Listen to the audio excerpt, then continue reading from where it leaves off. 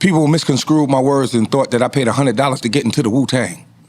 Yeah. Wait, now, what? the story goes like this. Okay. RZA was putting together this song called Protect Your Neck. Well, it wasn't called Protect Your Neck then, but he was putting together this song, and he said, bring $100 to the studio. They had already paid for the studio, but they were trying to get some of their money back. So they tried to get every man to bring $100 to the studio. And I said, honestly, I think me and you are the only niggas that brought $100. They didn't say shit. They just kept the money and shit. But, you know, out of it came a dope-ass motherfucking record and shit, you know what I'm saying?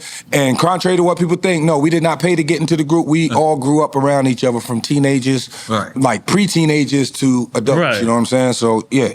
So let me ask you, because you was the first, you was the first one with a solo record. I was the first one to sign. I mean, you got the solo song on the documentary. You was the first one to sign. I was the first one to sign. And you was the last one to lay the last verse? On the first, what was it? The first, and the show says that RZA told you was the first one to sign the contract to start it off, and he was the last one to start the verse of the second album, Wu-Tang Forever, to end the contract. Oh, I didn't know that. Damn, that was deep. Dope. He said that's dope. That's dope.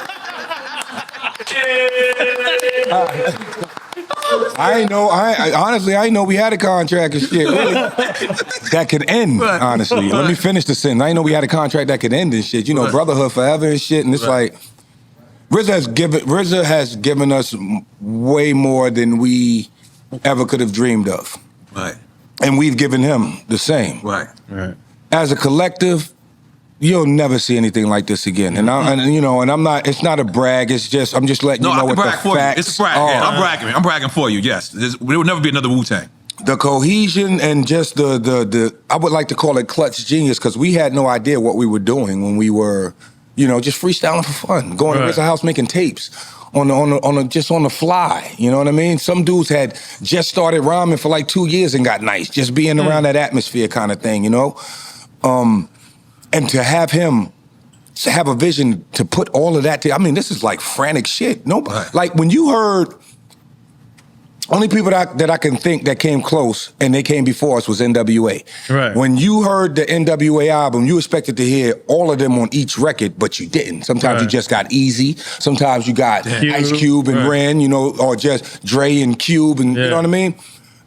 And RZA did that same shit, but it was more clutch genius than anything, because we had these records for years before anybody even heard these shits. So he put them all together and made them sound like it was a complete fucking album. This is why Method Man is a solo record on a Protect Your Neck, on the flip side of it and shit. Because that's my question. Yeah, my question was, how am I the leader of the Wu-Tang? But you know what? It launched you in that way. I am the fucking But you know what's crazy on that record? The first thing you say, you could tell that you wanted to shout out your crew. The first thing you do is shout out your crew. Like off top. It might have said Method Man, but one thing I noticed is off top. RZA orchestrated that part of it, but I probably would have did that shit anyway. And Jizza's the one who actually said it. He did the breakdown of it and shit. Word. That's Jizza? That's Jizza. That's the Jizza Mac. I thought he was good at that. Nah, that was Jizza. That was Jizza. Holy moly. Because you've been to way too many shows. That's why I be saying that part. I definitely be saying that part. Shit. So, you got a chance to work with Tupac and Biggie. Yeah. How crazy is that? Well, it would have been crazier if Pac would have actually been there. Now, with Big, I remember Tracy Waples came and picked me up, scooped me up, and the word was amongst the crew, because we was getting hot. We had some traction. And RZA's a smart motherfucker. I mean, people don't give him enough credit, honestly. RZA didn't want you to do the record, right? He did not want us to do any records with anybody outside of the clan. Keep the money in the pocket. RZA being a foul, nigga. I mean, he obviously had a plan for that. It's genius to it, because when your name is hot, why would you want to spread your money? Why would you want to absolutely right. So you bring it, but in my defense, I'm thinking, well, if I kill this record, their fans is now our fans. Yes. So Tracy Waples comes, scoops me up. I go do the record. Biggie is mad funny. This is like my second time. The first time I met him was outside the Muse. We all performed there that night. We performed, Big performed, Yo-Yo performed that night as well. And that was the first time I seen Big do Party and Bullshit. Now, the reason why I knew it was Big, because he had on the Big shirt. Now, back then, the yellow one? Now, back then, if you wore a fucking shirt in the video, and it was your first video and you a new artist, you was seen in that shit everywhere you went for the next few weeks. No lie. Okay. No lie. I wore a lot of my shit like that. The fucking All I Need shit, the fucking Bring the Pain leather, that shit went everywhere with me, nigga. Think about it. Okay, think about it. There's live footage at the Roxy, Puffy's birthday party. Right. I got the leather on. Live footage, right? Wu-Tang performing in Long Island. I got the leather on. Bring the Pain video, leather on. Tell me. It's like, yeah, it's me. Oh, yeah, that gotta be him. He got the leather on. But let me ask you, because you said something. You said Pac wasn't there? No, he wasn't there. Pac was in jail. That was for the Dog Pound album. That was for Dad. That's right. Yes, that's right. yes. And Death Row was so tight that when Pac came home, They gave him the record. yeah, because they was like, come home, Pac. And when he came home, they was like, here it is. Whatever you want, we got it. Now, was the East Coast mad at you at this time? No, I never got any flack. Never Nobody got said no shit backlash. to me about that shit. Really? Nothing. Let me tell you something about Wu-Tang and shit. For one, all right, you know it's 9, 10 members. 10 members. Crazy Okay, motherfuckers. 10 I know members. all of y'all. But they don't know that 10 members got family members. Right. And we from Multiplies. everywhere. It's 900 of y'all. Yeah, it's Bro, true. we from everywhere. We got family, we didn't even know we had shit, but we from everywhere. So it's like, if somebody did feel a certain kind of way, it was rectified really fast. Okay. Really fucking fast. But I never gotten any beef, whatever. Me and Big was still cool. Big never looked at it in any weird kind of motherfucking way and shit. And, you know, when I finally did run into Pac, the record wasn't even mentioned. Go ahead, man. Okay.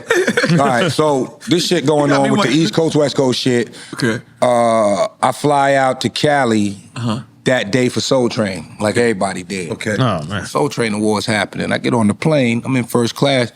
Shook gets on. He leaving from New York. That's Go- wild. And I'm like, well, wow, that's interesting.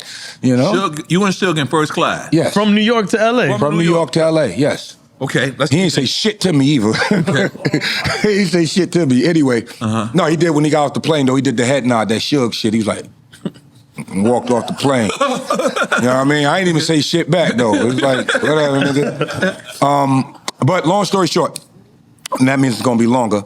I'm in House of Blues. This is where they used to do the Soul Train Hollywood? party every Okay. year. Yeah, right there on the strip. They do the Soul Train party. I'm up in here, right? Now I'm on mushrooms like a motherfucker. Yeah, that's what they was doing out there. So No, as soon they as I doing got off that the here now. plane, hit me with the shroom. Blah, blah, blah, blah, blah. I'm in here like this. And I mean, it didn't hit me, like, cause you know, we got a force field. This Wu-Tang, we got a force field around us, but I'm by myself. It didn't hit me while I'm in the club, in the House of Blues, till I saw Puff. Right. And this ain't a slight against Puff, but it was like, I see Puffy. Right. And I see Puffy with like 6 bodyguards. Then it hit me. It was like, wait a minute. The shroom you talking about? Yeah, yeah. The whole everything. The whole everything. The situation, everything. Everything that's going on. Yo, when The I tell shrooms you, enhanced it. right, ignorance is bliss like a motherfucker. But I see Puffy come in, and mind you, Puff don't speak to me. No, he speaks to me, but he never speaks to me like this. Embrace Matt for something. Did he have a shiny suit on? No, he didn't have a shiny suit on. Puff had on all black. But he was on point. You can tell he was on point. Okay. He ain't had nothing to drink, none of that shit. But he had all these niggas with him, bodyguard niggas. So now it's like, oh, shit. I slide my ass. Now I'm looking around to see if anybody saw me speak to this motherfucker and saw that shit, right? And don't ask me why I'm thinking it. It's just, I don't want to be on anybody's fucking radar at this point, right? The shrooms. So I'm up in, you know, remember how they had the food booths and, you know, you could sit up in the booth. So I'm sitting up on top of the booth, sitting like this, right? And I'm in my head like crazy. And I was like, did that just happen? Because Puff's never that nice to me. Right. I mean, he's nice, but he's never that nice to me. Okay. This is after you got off the plane with Suge. This is No, not it's after everything. I'm in the club now. I done seen Puffy come through, and now it's like, oh shit, East Coast. Okay. Oh, yeah, damn. Puffy, like I said, I slid up in the booth like this. Now I'm just sitting there. I'm fucked up off these shrooms. Now I'm at the utmost point, the peak of shroom high. And I'm sitting there and shit, and it's like, and I hear meth.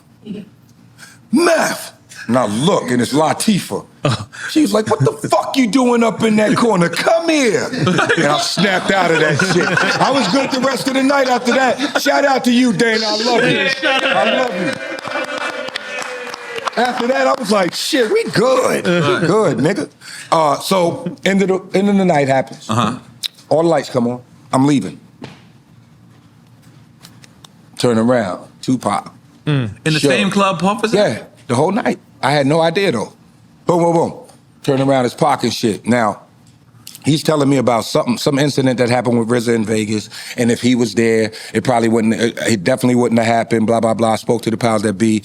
Basically, he was saying, if there's anybody we would fuck with on the East Coast, it'd be Wu-Tang. Right. You know what I mean? Right. This is letting us know, and anybody that was in the know that it wasn't an East Coast, West Coast thing, it was Bad Boy, Death Row thing, okay? Right.